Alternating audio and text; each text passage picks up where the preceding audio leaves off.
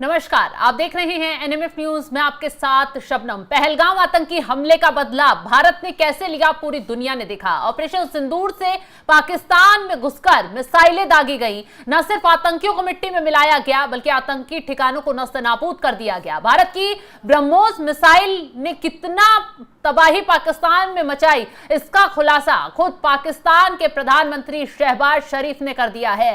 दरअसल एक तुर्की, पाकिस्तान और अजरबैजान के कार्यक्रम में शहबाज शरीफ जो है रोते हुए नजर आए और कहा कि पाकिस्तान जब तक पलटवार करता, प्लान बनाता, सोचता, तब तक भारत की ब्रह्मोस मिसाइल ने पाकिस्तान में उसके एयरबेसों को खत्म कर दिया, तबाही मचा दी। तो इसी पर चर्चा के लिए मेरे साथ मेरे सहयोगी अभिषेक हैं। अभिषेक, पाकिस्तान के प्रधानमंत्री जो अभी तक जश्न मना रहे थे, ये कह रहे थे झूठी खबरें फैलाकर पाकिस्तान में कि हमने तो भारत में तबाही मचा दी, मिसाइलें दाग दी। हालांकि भारत का बाल भी बाका पाकिस्तान नहीं कर पाया और आज खुद ही कबूल कर लिया कि कैसे भारत की मिसाइलों ने पाकिस्तान को धुआं धुआं कर दिया।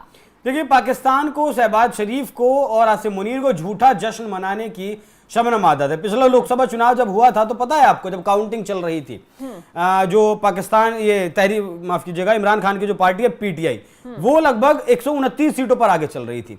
लेकिन गिनती चलते चलते ही बीच रात पता नहीं ऐसा क्या हुआ, उसका प्रसारण रोक दिया गया और अगले दिन सुबह खबर पता है क्या मिलती है कि शहबाज शरीफ की पार्टी, नवाज शरीफ की पार्टी जीत गई और शहबाज शरीफ अब प्रधानमंत्री होंगे इस देश के, जश्न मनाइए। ठीक वैसा ही जैसे ही सीज फायर हुआ 10 तारीख में रात को ये लोग आते हैं, आसिम मुनीर और शहबाज शरीफ ऐलान कर देते हैं अपने देश की जनता के सामने कि हमने युद्ध जीत लिया है। हालांकि युद्ध जैसी कोई बात थी ही नहीं, हमने सिर्फ बदला लिया था जो आतंकवादियों ने हमला किया था, हमारी तरफ से युद्ध नहीं था। आपने देखा उन तस्वीरों में किस तरीके से पाकिस्तान की सड़कों पर पटाखे फोड़े जा रहे थे, ढोल बजाए जा रहे थे, वहां डीजे बज रहे थे, न जाने किस किस तरीके से जश्न मनाया जा रहा था। वो तस्वीर भी देखी जब तमाम आतंकियों के जनाजे निकल रहे थे, पाकिस्तानी सैनिक खुद उस जनाजों में जनाजे की नमाज पढ़ते हुए दिखाई दे रहे थे। जनरल रैंक तक के अधिकारी वहां थे और पाकिस्तान का जो झंडा है, उन झंडे में उन आतंकवादियों के शव लिपटे हुए थे। तो आप समझ सकते हैं, क्योंकि मैंने आपको याद हो एक बार पहले भी कहा था, जो पाकिस्तान में आतंकवादी हैं वो एक तरीके से आप सेना ही मानकर चलिए।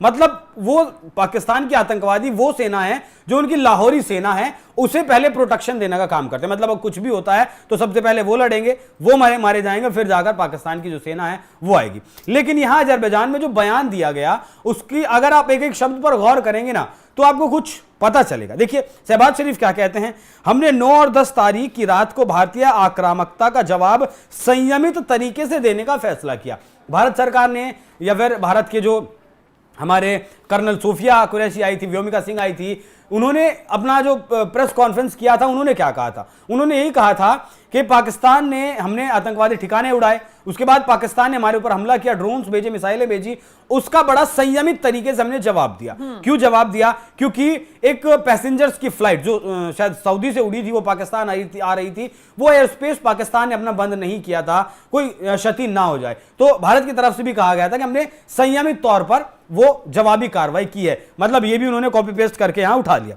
फिर उन्होंने कहा कि हमने तय किया था कि सुबह 4:30 बजे फज्र की नमाज के बाद पाकिस्तानी सशस्त्र बलों के नेतृत्व हमारे field marshal chief army staff Syed Asim Munir, देख लीजिए कितना नाम बड़ा इन्होंने बना दिया, यहां बैठे हुए हैं, बड़ी कुशलता से करेंगे और हमारे दुश्मन को सबक सिखाएंगे। लेकिन उस समय तक पहुंचने से पहले ही भारत ने फिर से मिसाइल हमले शुरू कर दिए। ब्रह्मोस ने रावलपिंडी के हवाई अड्डे और अन्य स्थानों सहित पाकिस्तान के विभिन्न प्रांतों को निशाना बनाया है। मतलब दो चीजें समझिए यहां।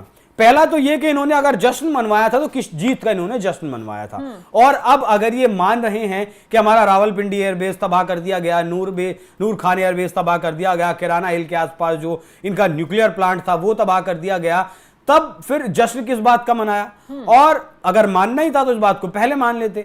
दुनिया भर में जो है अपनी थू थू करवाते हुए क्यों घूम रहे हैं? अच्छा, मुझे एक चीज और लगती है शबनम, यहाँ जिस तरीके से शहबाज शरीफ ने यह बयान दिया है, आसिम मुनीर के सामने बयान दिया और कहा है कि उस रात हॉटलाइन पर आसिम मुनीर ने मुझसे बात की थी और अब ये हमला बताया कि हमारा एयरबेस पूरी तरीके से तबाह कर दिया गया, और जब तक हम जवाब देते उससे पहले फिर से भारत ने हमला कर दिया।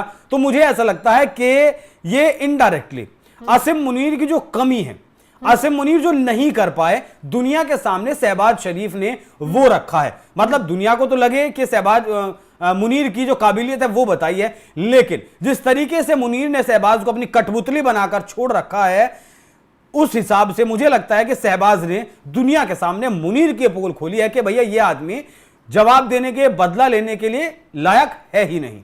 बिल्कुल अभिषेक, तो यहाँ ब्रह्मोस मिसाइल का डर भी शहबाज शरीफ के अंदर काफी दिखाई दिया। एक बार ब्रह्मोस मिसाइल की खासियत बताइए कि कैसे पाकिस्तान में उसने तबाही मचाई और क्यों इतना खौफ अभी तक पाकिस्तान को उससे दिखाई दे रहा है।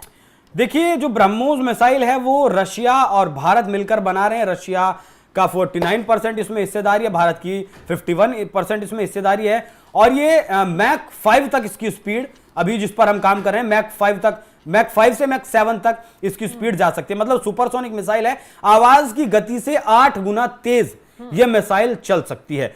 हमने मतलब ये रडार जो है और ये आपका जो एयर डिफेंस सिस्टम होता है उसे चकमा दे सकती है। ये आपने जो लोकेशन इसमें सेट किया है उस पाथ को बदल सकती है, मतलब 2 पाथ में चल सकती है कि हमें इस्लामाबाद अगर जाना है, इस्लामाबाद में जाके एक एयरबेस को टारगेट करना, मतलब पहले तो अगर इसका जो पाथ है वो सीधा है तो सीधा जाएगी, फिर अगर बिल्कुल नीचे वो पाथ है या फिर 80 डिग्री पर वो पाथ है। हालांकि आपने देखा होगा मेनली जो मिसाइलें जाती हैं वो उड़ती हैं और उस टारगेट पर जाकर हिट करती हैं, लेकिन हवा में ये मिसाइल अपना पाथ बदल सकती है। इसके भीतर रैमजेट इंजन लगा हुआ है। रैमजेट इंजन रशिया का इंजन है और इस इंजन में मतलब ये इतना पावरफुल इंजन है कि इसकी स्पीड जबरदस्त है और ये इंजन किसी और दूसरे देश के पास नहीं है। रैमजेट इंजन जो है वो सिर्फ रशिया के पास है।